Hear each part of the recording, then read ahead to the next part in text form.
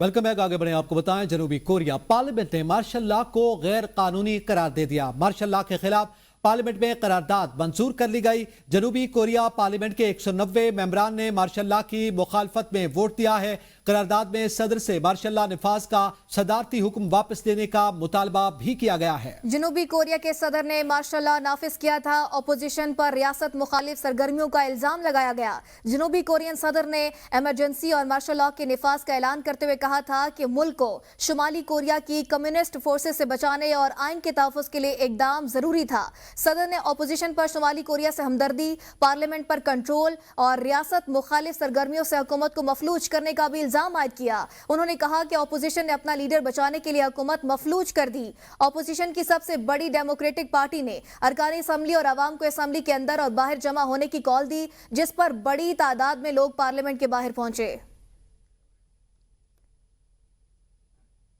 पंजाब और पाकिस्तान से सियासी गंद का सफाया करेंगे। वज़ीर आला पंजाब मरियम नवाज कहती हैं पुरतशद्दुद मुज़ाहिरीन का मास्टरमाइंड अडियाला जेल में है। अडियाला जेल में पड़ा शख्स कह रहा है जेल नहीं काट सकता। पीटीआई की हर कॉल नाकाम होती है। उनके लिए कोई निकलता ही नहीं और इल्जाम हम पर लगाते हैं। जख्मी सिक्योरिटी एहलकारों को देखकर दिल रंजीदा हो गया। पुलिस वालों को कील लगे डंडों से सरों में मारा गया। लाशों पर सियासत करने वालों ने कहा हमारे 1000 कारकुन शहीद हुए, 1000 से 500 और अब 12 लाशों पर आ गए। 12 अफराद मारे गए हैं या एक बंदा भी मारा गया तो जिम्मेदार बानी पीटीआई है। मरियम नवाज ने कहा फितने और फसाद से शहरियों की हिफाजत करना मेरी जिम्मेदारी है। कॉल दी गई कि निकलो, घेराव करो, जला दो, तोड़ दो, मार दो, लेकिन उनको हर बार अपने मुंह की खानी पड़ी। एक एसपी साहब जो थे, तो मैंने उनको पूछा एसपी साहब क्या हुआ आपको? तो कहने लगे कि इन्होंने कीलों वाले डंडे से उन्होंने मेरे सर पे, उस मॉब ने अटैक किया और मेरे स्कल फ्रैक्चर हो गई है, उनकी सर्जरी हुई थी। मास्टरमाइंड जो अडियाला जेल में बैठा उससे जेल नहीं काटी जा रही। 2014 से लेकर आज तक इनका एक भी धरना मुझे दिखा दें जो पीसफुल हो। ये कौन सी इनकी लाशें जिनको किसी ने देखा ही नहीं। और कहने लगे कि 1000 बंदा हमारा मार दिया है हुकूमत ने, उसके बाद 1000 से 500 पे आ गए, फिर 270 पे आ गए और अब सुना है कि 12 का फिगर कह रहे हैं कि हमारे 12 लोग मर गए। अगर एक इंसान की भी जान गई है, चाहे वो पुलिस वाला हो या रेंजर हो, या अगर किसी प्रोटेस्टर की जान गई है, तो उसका जिम्मेदार अडियाला जेल में बैठा इमरान खान है। बुशरा बीबी की तारीफ करते हुए बानी पीटीआई की बहन अलीमा खान ने कहा बुशरा बीबी ने लोगों को लीड किया, सबको साथ लेकर गईं। बाकी क़यादत को भी कंटेनर पर होना चाहिए था। सवाल ये पूछा जाना चाहिए कि गोली क्यों चली। अलीमा खान ने कहा यह सवाल उनको बड़ी दूर तक लेकर जाएगा, इसकी मुआफ़ी नहीं होगी। उन्होंने बिल्कुल कंटेनर पे थी और उन्होंने लीड किया है, उन्होंने बिल्कुल लीड किया है और उन्होंने सबको साथ लेकर गए हैं। लेकिन बाकी क़यादत को भी डेफिनेटली कंटेनर पे मौजूद होना चाहिए। तो आप पहले ये सवाल पूछें, सिर्फ क़यादत से नहीं, गोली क्यों चली। आखिरी सवाल नहीं है, ये सवाल इन लोगों को बड़ी दूर तक लेकर जाएगा और इसकी माफ़ी नहीं होनी चाहिए जिन्होंने गोली चलवाई। वापस आएंगे एक ब्रेक के बाद, साथ रहिएगा।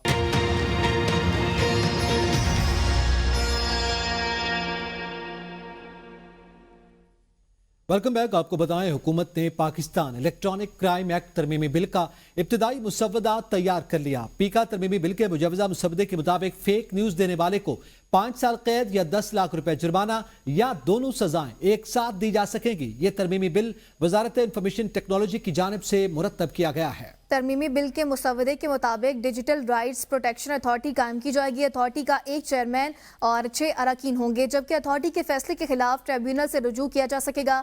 डिजिटल राइट्स प्रोटेक्शन अथॉरिटी को सोशल मीडिया से मवाद ब्लॉक करने या हटाने का इख्तियार होगा और अथॉरिटी कानून नाफिज करने वाले इदारों या किसी शख्स के खिलाफ मवाद हटाने के अहकाम जारी कर सकती है, जबकि कानून नाफिज करने वालों समेत दीगर इदारों या किसी शख्स के खिलाफ खबर देने और दहशत फैलाने वाला मवाद हटाया दिया जा सकेगा। अथॉरिटी के पास रियासत और रियासती इदारों के खिलाफ नफरत फैलाने से मुतालिक मवाद को भी हटाने का इख्तियार हासिल होगा।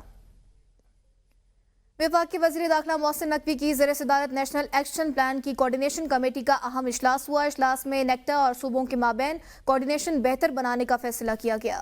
इजलास में फैसला किया गया कि पीटीए के ताउन से दहशतगर्द ग्रुप्स के अकाउंट्स को ब्लॉक किया जाएगा। गैर कानूनी सिम्स की रोकथाम के लिए सूबे जामे हिकमत अमली के तहत इकदाम उठाएंगे। आइंदा इजलास में PTA समेत तमाम मुताल्लिका इदारों के आला हुकाम को मुअस्सर मैकेनिज्म पेश करने की हिदायत की गई। वज़ीर दाखिला मोहसिन नकवी ने 7 रोज में कानून नाफिज करने वाले तमाम इदारों को जरूरियात से मुतालिक रिपोर्ट वजारत दाखिला को भिजवाने की हिदायत की। वज़ीर दाखिला मोहसिन नकवी की चीनी शहरियों की हिफाजत के लिए फुल प्रूफ सिक्योरिटी प्लान पर मिनवान अमल दरामद की हिदायत की। इजलास में इस्लामाबाद में काउंटर टेररिज्म अथॉरिटी के क़याम पर पेशरफ्त का जायजा लिया गया। इजलास को ब्रीफिंग में बताया गया कि मुअस्सर कोऑर्डिनेशन के लिए नेशनल फ्यूजन सेंटर कायम कर दिया गया है। ब्रीफिंग में बताया गया कि रवां बरस अक्टूबर तक 7,984 इंटेलिजेंस बेस्ड ऑपरेशंस में 206 दहशतगर्दों को जहन्नुम वासिल किया गया। साहबजादा हामिद रजा कहते हैं कि रियासती जबर के खिलाफ एहतजाजन इस्तीफा दिया। बानी को मुलाकात में बताऊंगा। बानी PTI ने पैगाम पहुंचाया कि आपने इस्तीफा नहीं देना। मेरी राय थी कि पंजाब में एक दिन पहले एहतजाज करना चाहिए। पंजाब में हमारे MNAs और MPAs पर जबर किया जा रहा है। पंजाब में मोटरवे को बंद कर दिया गया। पाकिस्तान की 77 साल सियासी तारीख में ऐसा कभी नहीं हुआ। बैरिस्टर गौहर को बानी PTI से मुलाकात के लिए 25 मिनट दिए गए। मिला था दैट वाज ओनली 25 मिनट्स ही। आज जो अलीमा आपा की स्टेटमेंट आई अभी तक मुझे बताई गई है वो तो यही है कि खान साहब ने इस्लामाबाद जाने के फैसले को अप्रिशिएट किया। मुतालबा ये है कि जुडिशल कमीशन बनाए 9 मई के ऊपर, जिसके ऊपर हुकूमत प्ले कर रही है कि 9 मई को हमने किया, हम उसके ऊपर जुडिशल कमीशन डिमांड कर रहे हैं। रियासती जबर के खिलाफ बतौर एहतजाज रिजाइन कर रहा हूँ और वो मैं खान साहब से, चूंकि उनकी अमानत है, ये साहब को मेरे इस स्टेटमेंट के हवाले से आगाह किया गया था और फैसल चौधरी साहब ने मुझे कहा कि खान साहब का ये पैगाम है कि हामिद से कहें कि he is not going to resign. Latif Khosa कहते हैं PTI ने कभी जहांबाग कारकुनों की तादाद से मुतालिक दस्तबरदारी का ऐलान नहीं किया। मेरे पास फहरिस्त मौजूद है। PTI की कानूनी टीम इस पर काम कर रही है। मुकदमे के दराज के लिए अदालत से रुजू करेंगे।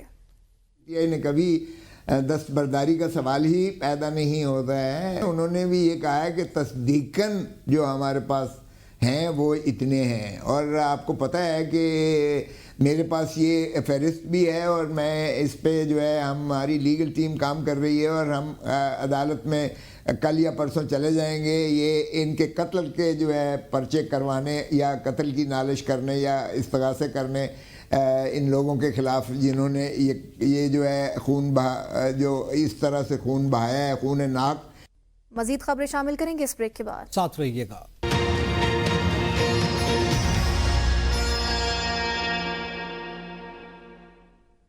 Welcome back. आगे बढ़े, आपको बताएं पंजाब हुकूमत ने पेंशन रूल्स में भी तब्दीली कर दी। रजाकाराना रिटायरमेंट की सूरत में पेंशन में 2 से 10% तक कमी होगी। पेंशन के लिए सरकारी मुलाजिम की आखिरी 3 साल की बुनियादी तनख्वाह मेयार होगी। सरकारी मुलाजिम की बेवा को 10 साल या दोबारा शादी तक पेंशन मिलेगी। सरकारी मुलाजिम की बेऔलाद बेवा को ताहयात या दोबारा शादी तक पेंशन मिलेगी। अगर सरकारी मुलाजिम की 2 या जायद बेवा हो तो पेंशन सब में बराबर तकसीम होगी। पंजाब हुकूमत ने सरकारी मुलाजिमिन के लिए पेंशन में 3 साल इजाफा खत्म कर दिया। इस हुक्म का इतलाक 3 दिसंबर से रिटायर होने वाले सरकारी मुलाजिमीन पर होगा। सेक्रेटरी खजाना ने तमाम इंतजामी सेक्रेटरीज और सरबराहों को मुरासला भेज दिया है। कराची के इलेक्ट्रिक और रेलवे में अदायगियों का अदम तवाज़ुन। के इलेक्ट्रिक ने 43 करोड़ रुपए वाजिबात की अदम अदायगी पर महकमा रेलवे की बिजली काट दी।